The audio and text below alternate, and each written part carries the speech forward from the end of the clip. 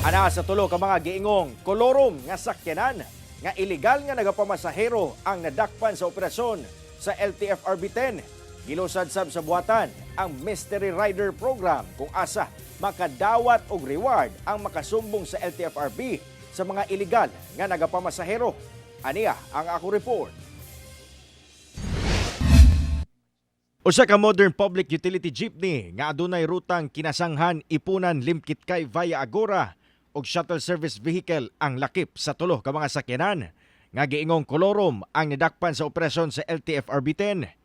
Illegal matud pa nga nagapamasahero ang tulo ka mga sakyanan sanglit walay mapakitang igong dokumento sama sa Certificate of Public Convenience of Franchise ug operating outline nga dapat dala nila matag mamasahero. Dako matud pa og epekto sa kita sa mga lehitimong adunay ruta ang pagpamasahero sa mga kolorom nga sakyanan. Patuyok na butag mga mystery rider. Ha? Uban ang mga inspector kay mo may duulon.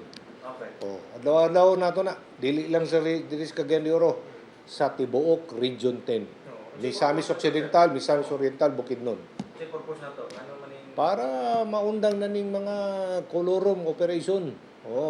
Para sa kaligtasan ng atong mga mananakay. Ginaabisuhan ng mga commuter nga mosakay lang sa lehitimo og rehistrado nga pampublikong sakyanan.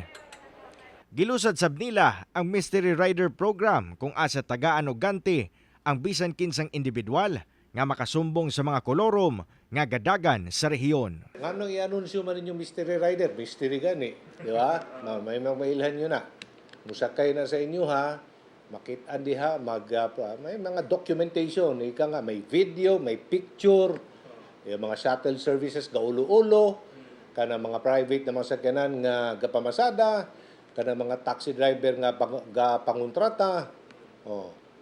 Proper documentation ay ganti pala. Kauban si Jaybert Pairat, Cyril Chavez, One Mindanao.